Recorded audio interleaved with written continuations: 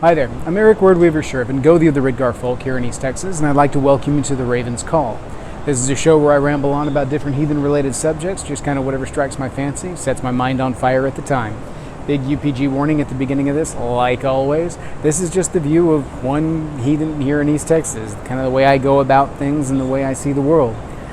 Take that for what it's worth. Take everything with a grain of salt. I am by no means the end-all be-all authority on anything. And definitely no Asa Pope or any crap like that. Just a guy who likes to talk and has a YouTube channel. You know how it goes. So anyway, all my contact information is down below. You guys know how to reach me if you need me. Do please send in video requests. I base a lot of my videos off of viewer requests, and I genuinely enjoy doing those. It helps me to sometimes think about things and put into words things that are just kind of abstract for me at times. So I love doing those. Also encourages me to really delve into some areas that maybe I had intended to but hadn't gotten around to, things like that. It's always a lot of fun. I enjoy it. So please do write in. If you have sent in a request and I haven't hit it yet, feel free to nudge me. Send me an email, shoot me a messenger or something. Let me know that you're still out there and that I just haven't got to it yet, or it's gotten lost in my list somewhere. But please do keep them coming. I'd love to get them, love to see them, love to do them. So without any further ado, we're going to go ahead. Well, first off, I do have another park moot coming up towards the end of the month for those of you that are in the East Texas area. It's going to be on the 24th, I believe, at 9 a.m. And it's here in Tyler. And so if you're in the Tyler area, feel free to come on out and visit. It's real low-key, laid-back, easy-going. We just sit and visit for a while, talk about heathen stuff, talk about geeky stuff, just talk about whatever strikes our fancy. Haha, there we go again. And and if everything holds according to plan, it looks like we may have a special guest. So I'm going to wait to say anything about that till a little closer till. But hopefully I can get something pretty cool for the channel put together as a result. We shall see. So without any further ado now, let's jump into today's subject. Today's subject is a ramble. It's a thing that I think about from time to time. And it's, as an Odinsman, it's something that really is kind of intrinsic to my being. It's something that I think about a lot and I ponder. And that's the subject of wisdom. Wisdom. You know, we talk about the mechanics of heathenry. We talk about some of the metaphysics of heathenry. And occasionally I delve into the philosophy of heathenry. You know, I've talked about weird and orlog and luck as, that fourth pillar of heathenry that is philosophy. And wisdom. Wisdom is key to all of that. Why do we seek wisdom? What is the importance of wisdom? What is wisdom? And this is something that I think is difficult to translate. I think it's something that is difficult to put into words sometimes. Throughout the lore, you see references to Odin being god of wisdom. And you see Odin searching. You see him sacrifice his eye to the well. You see him go to great lengths to gain wisdom. But then we don't necessarily clarify what wisdom is. And you look to the sagas and you see the old quote, wisdom is wisdom regardless of its source. It's a key point to think of. What are we shooting for when we talk about wisdom? And what does it mean to be a seeker of wisdom? Now, I'm sure all of you have your own insights and your own put to it. That's part of wisdom. That's part of the deal. I think there's a misconception sometimes with knowledge and wisdom. They're not the same thing. A person can be wise but not very smart. A person can be smart and not very wise. A lot of times I'll hear people try to correlate wisdom to common sense, and even that's not entirely accurate. Common sense is just an innate understanding of how to interact in the world and based heavily on observation and pattern recognition, things like that. Whereas, intellect, the knowledge basis of things is very rote, it's very learned. The wise can be unlearned, and the wise can sometimes lack common sense. but still wisdom is there. Wisdom is this intrinsic understanding of the way the world works. Those individuals that we see as wizened, those individuals that you would describe as a wise individual, they have an understanding of the world and the way the world works, and have the ability to see through the bullshit, to see through the matrix, and to put it simply, how things work, and to see where things go. There's a lot of weird in this. There's a lot of reading weird as an element of wisdom, because it is pattern recognition. It is the ability to see where things will go. And it may not even necessarily be that a person has an innate ability to read weird and thusly gains wisdom that way. That is an avenue. But it's the school of hard knocks. It is experience. Wisdom is the application of knowledge gained through experience. It is the synthesizing of this information gained through experience. The reason that you see Olden as a wanderer, the reason that Olden travels the 9 worlds, the reason that he engages with the different gods and giants in the ways that he does, is because that's how wisdom is gained. Wisdom isn't gained by pouring through books and just digesting every saga and every god story, all the mythology. Wisdom is learning through experience. Wisdom is knowing. A wise man knows not to step out into the field because he might get bit by a snake, probably because he's seen someone get bit by a snake before, or because he's been bit by a snake before and knows how to avoid it. There is wisdom in that. There is good advice, sage advice in that, because they have experienced it. They know it. Now, wisdom can be gained through academic means, because you can learn from the experiences of others and gain their wisdom. It's not the same, not quite the same. Wisdom that is gained through personal experience seems to be the grandest and the most sage, the most salient. It's a beautiful thing. You notice in the lore that Olden, when he seeks wisdom, frequently has to engage in sacrifice, whether that be of time, effort, or, in the literal sense, his eye. Similarly, in the story of Olden taking up the runes, you see Olden hang on the tree for 9 nights. And in that, he sees the runes and takes them up. I have long correlated the runes to the secrets of how the world works, the secrets of the world in general.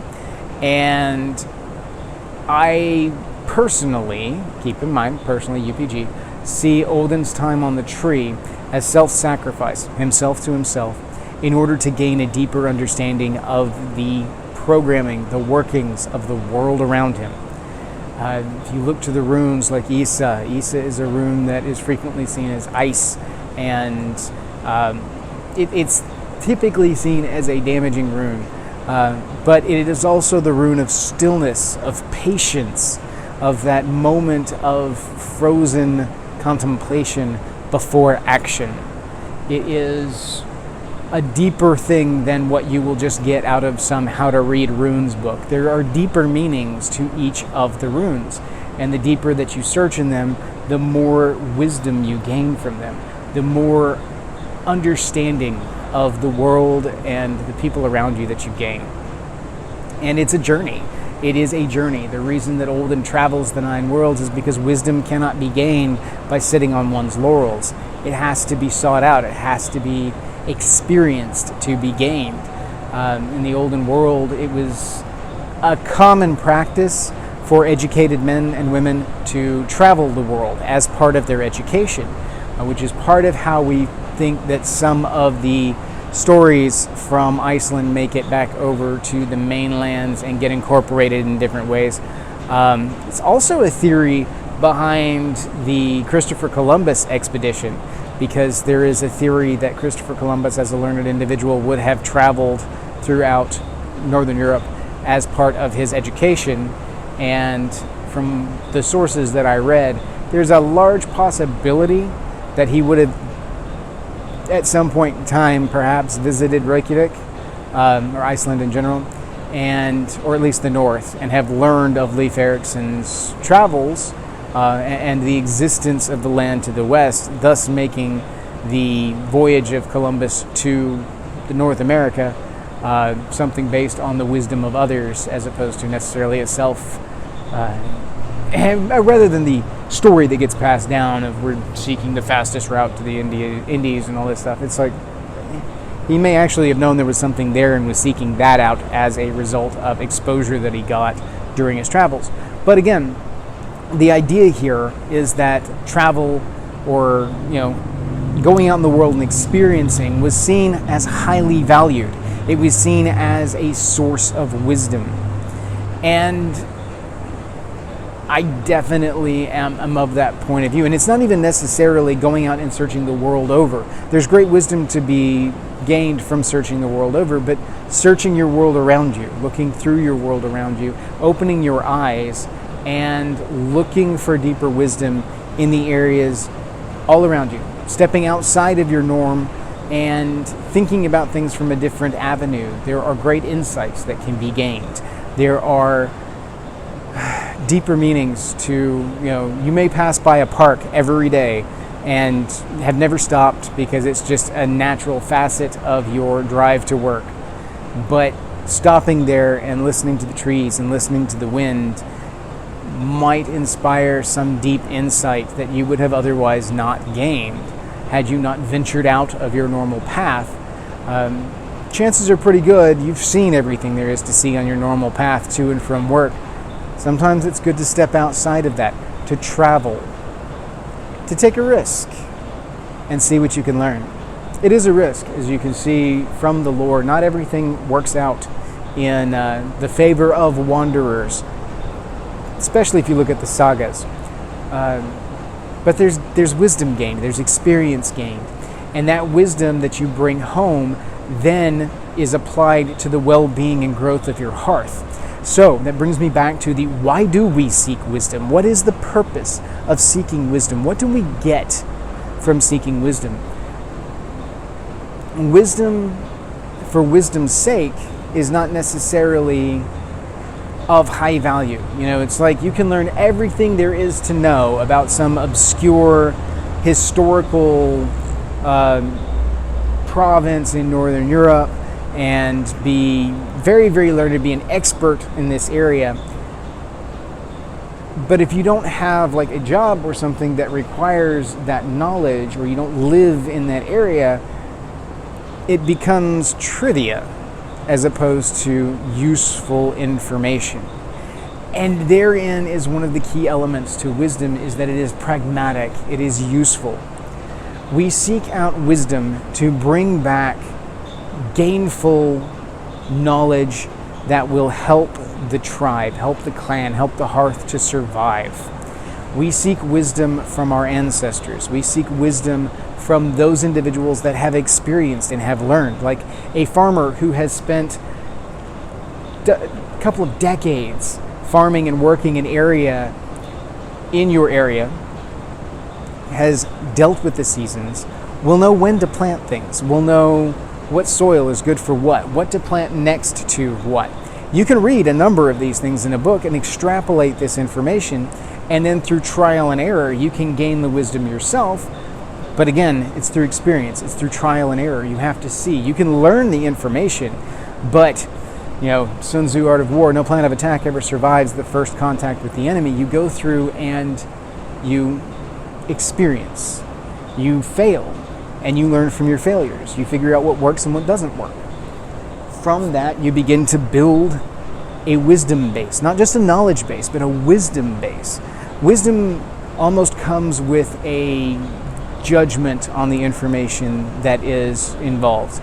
Wisdom is beneficial in some way, shape, form, or fashion. It's beneficial on a pragmatic level and is far more valuable in most cases than pure academia or pure information.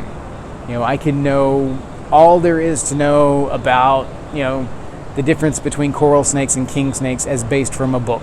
That gives me a leg up when I step out in the world, but until you actually apply it in the field to tell whether or not this snake's going to kill you or not.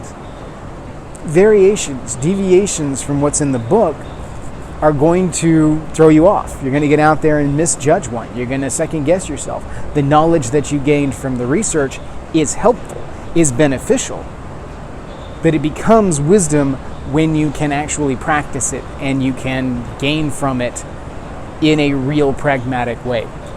You can understand the nature of a thing, but when you get out and experience it and you learn of it firsthand, then it becomes wisdom.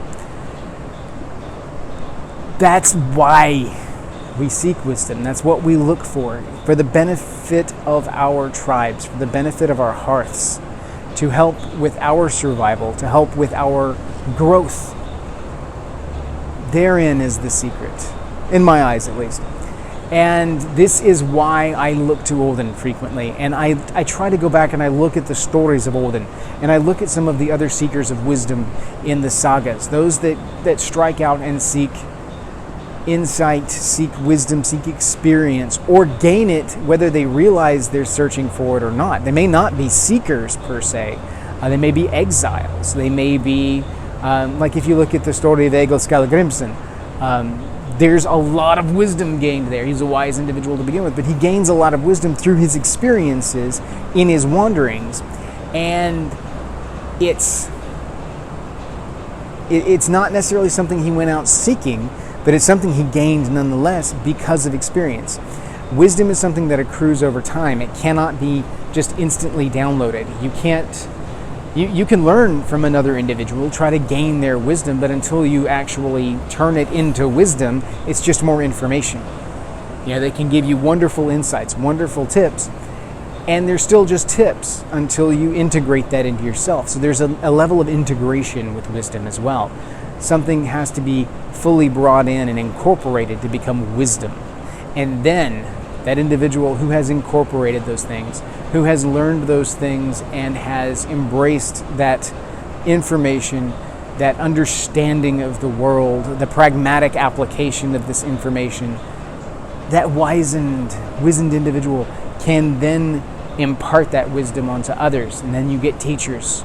Teachers can regurgitate information all day long, but the greatest teachers, the ones that you remember, the ones that stick out in your memory, are the ones that passed on wisdom, not just information. Because I have tons of teachers that shoveled information down my throat all throughout school, and I valued them, I appreciated them, especially for what they were doing for me. But the ones that really mattered to me were the ones that gave me wisdom, that caused me to think differently, that caused me to think deeper, to actually integrate and synthesize that information into my psyche and to gain something pragmatic and applicable to my interests and my life. Those were the ones that really, really struck home. When you think about village elders, when you think about chieftains, when you think about Goldar, when you think about shaman, these are individuals that experienced a lot and were therefore recognized in positions to utilize that wisdom for the betterment of their people.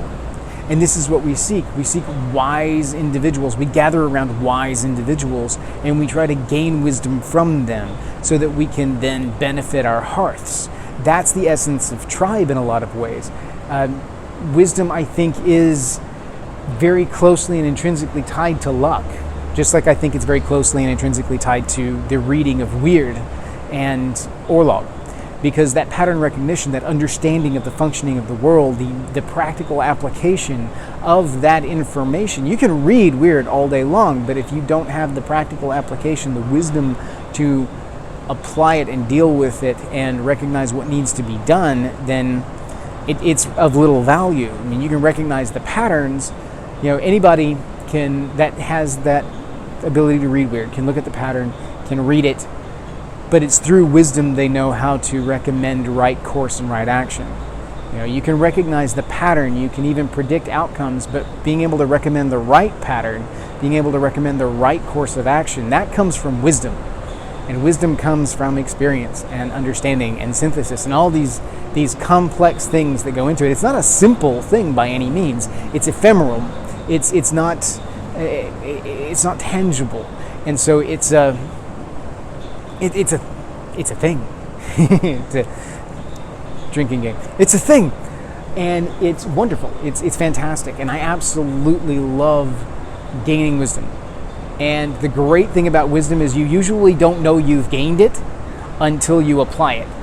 You hit this point where other people will recognize it in you before you realize it, because you just are going with it. You just know. And you do. You know things. And the other people will be like, wow, you really know your stuff, don't you? Or, this is an individual that we need to gather around because they know what they're doing. They know how to handle this. The wise individual is going to be the one when things hit the fan, the people look to them for advice. They look to them to see how to handle it. If you have a number of wise individuals tied together, the more wisdom you bring to the table, the stronger the structure is, the stronger the social group is. Your tribe becomes stronger every time wisdom is gained by any of its members, as long as it's shared amongst the tribe and that communication is there. And we get into the Ansulsrune, the rune of communication, of the expression of thought into word or into meaningful communication. There's depth there, there's complexity there, and it is a method of transmuting information and transposing it from one to the other. It's a beautiful thing. I love watching these things in motion. I love being a part of it. I love meetings of minds, as it were, and sharing of wisdom, sharing of experiences, sharing of insights. And wisdom doesn't just come from an external source. It comes from your own personal insights. It is when information is codified into the brain and then melded with everything else that you have that it becomes wisdom.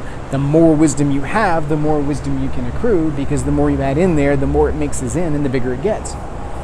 Everybody starts somewhere. You're not born wise. People may not necessarily be naturally gifted towards wisdom, but they can accrue it nonetheless. The village simpleton, as it were, could be one of the wisest individuals in the field because they don't worry about the world of education. They don't worry about all these other things, but they know where to find the fish. They know where not to step in the field. They've gained great wisdom, even though it may not be recognized that way in the fields of academia. And in modern society, there's an over-focus on education.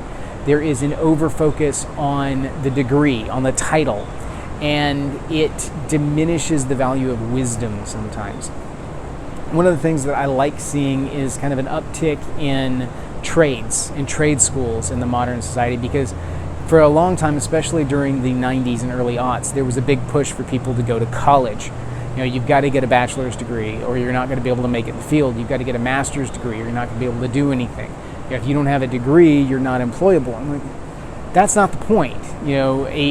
Someone who goes to a trade school and gains wisdom with regards to their training, their area, is far more valuable than someone who has a bachelor's degree in philosophy or who studied, some immaterial and largely inapplicable area of straight academia. Now, there are those that within the college field that transfer that information into wisdom, but a large part of it is just shovel information down your throat and you get a degree. Whereas someone who goes to a trade school learns firsthand through experience how to do a thing and then get better at that thing.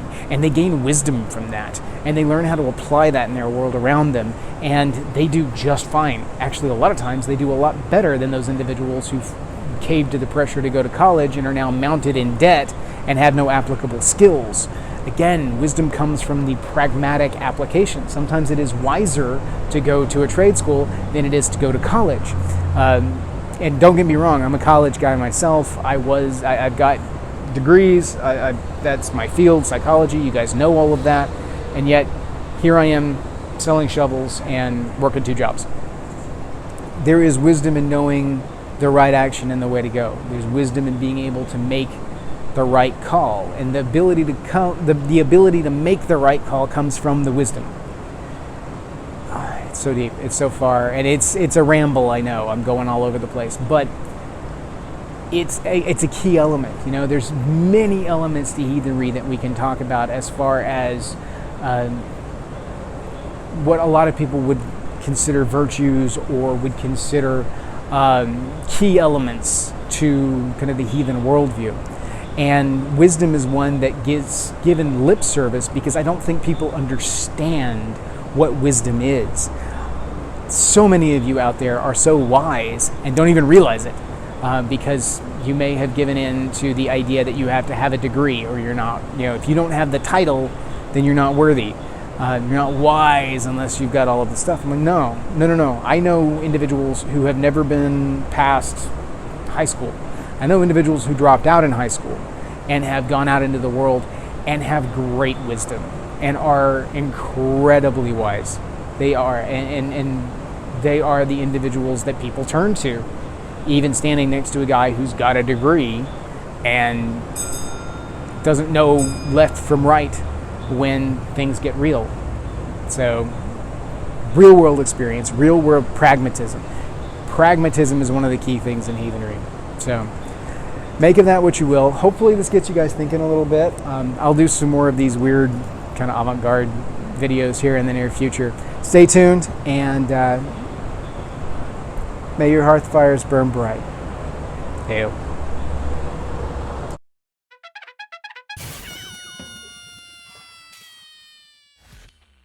Okay. Sweltering, but we're going to try it anyway. Woo-wee. So yeah, life is kicking along. D&D. I had somebody pop up and ask if they could add a D&D line on the Facebook group, and I was like, yeah, I just let it go because I was like, yeah, absolutely, I don't care. I love the idea of heathens playing tabletops and getting to talk. Interestingly enough, a lot of heathens find their way to heathenry through tabletop gaming.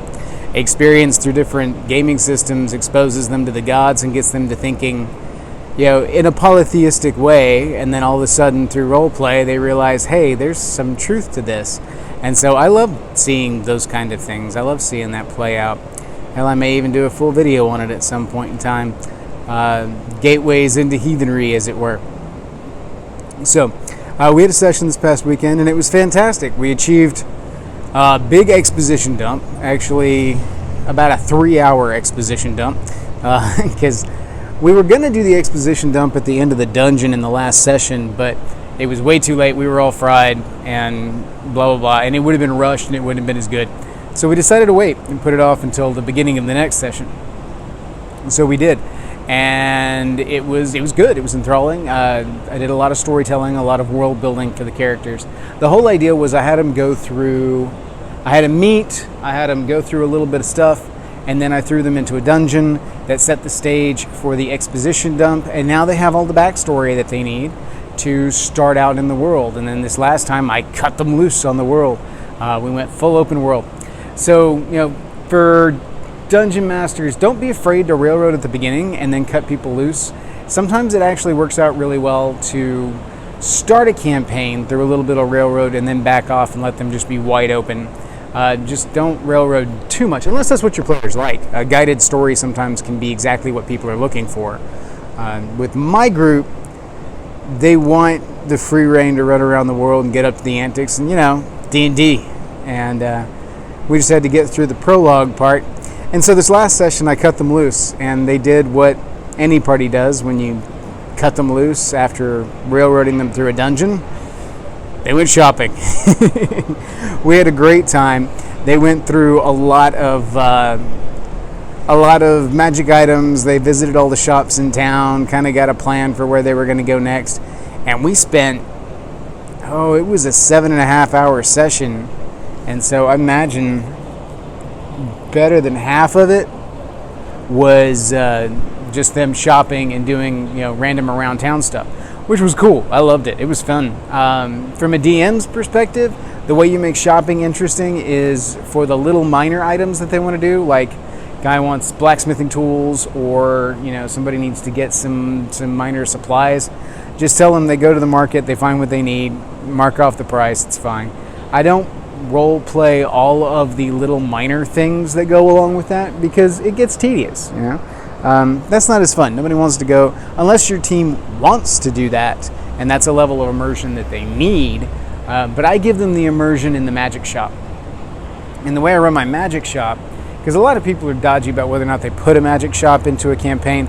I am one as a DM. I like my players to have magic items. I want them to have fun with their characters. I want them to have what they want. And if there's some items that are specific to their build that they want to find, or there's trinkets they've never even thought about before, I am all on board. Go on and play. And what I will do as a DM is I'll just adjust what they're up against, you know? I've got a huge campaign anyway, massive. Like I was describing the exposition dump, and one of my brothers, who's also a DM, at the end of it was like, "You've got us at level 5 talking about like a level 15 quest." And I'm like, "Yeah, I know. It's the long game, you know? I set you up on the long game, set you for this long, perilous journey, and then all of the side quest fun stuff is going to be level appropriate to you as you go along. And then you guys know what you're looking forward to towards, level 15. They don't know what comes from 15 to 20, but they've got the level 15 stuff down anyway. So it's a lot of fun. We're having fun with it. But I just adjust because, like I said, I've got a big party too. I've got 7 players, 7 active players, give or take. I've got one that's kind of hit or miss, and so 6 minimum, 7 on a full party roster, and 8 if the guest player ever shows up.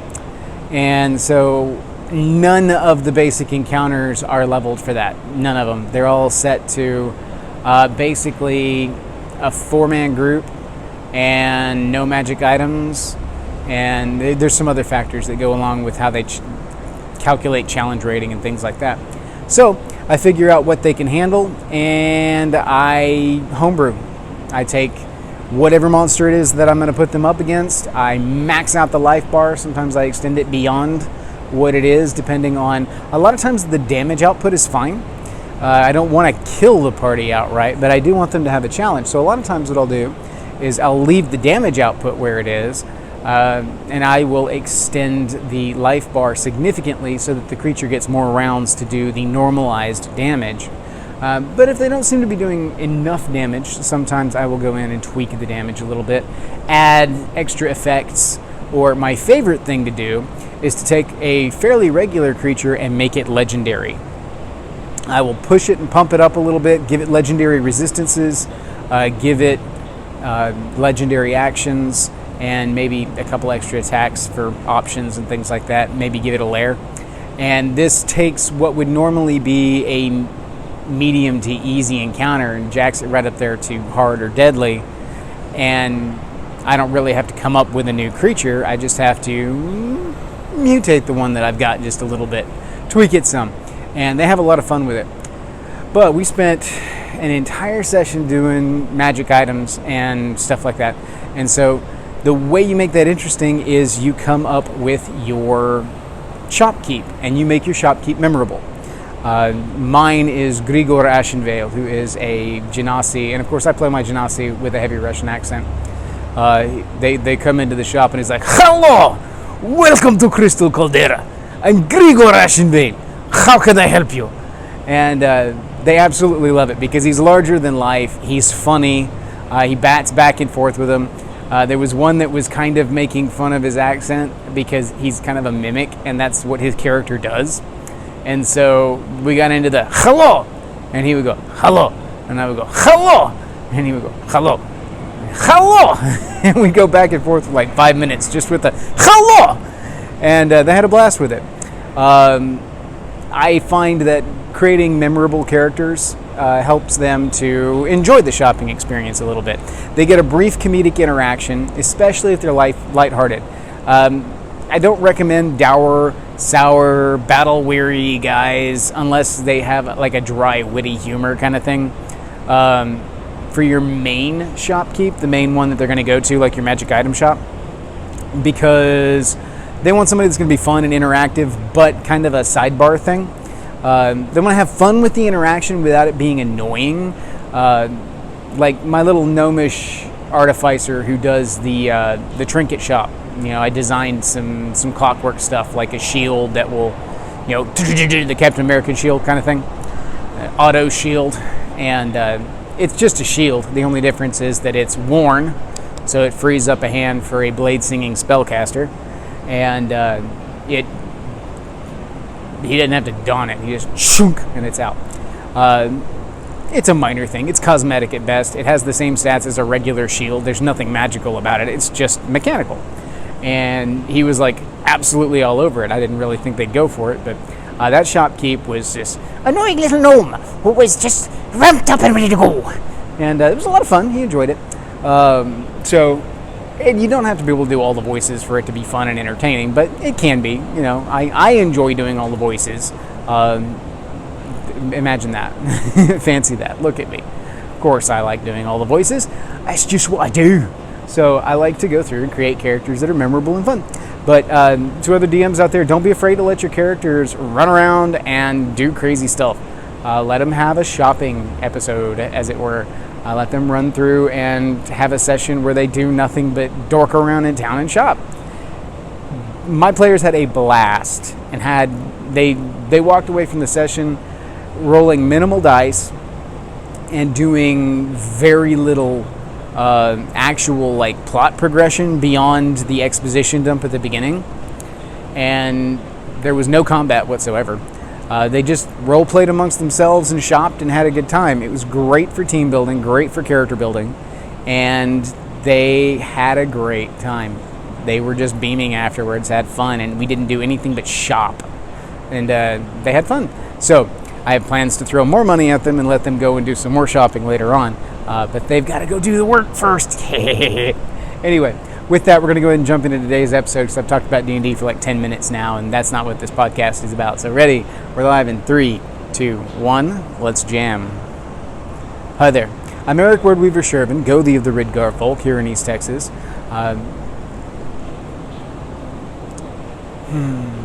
After all this time, you think I wouldn't mess up on the introduction. You really would. You would think I wouldn't mess up on the introduction, but it is what it is, you know? So let's try this again in 3, 2, 1. Let's jam.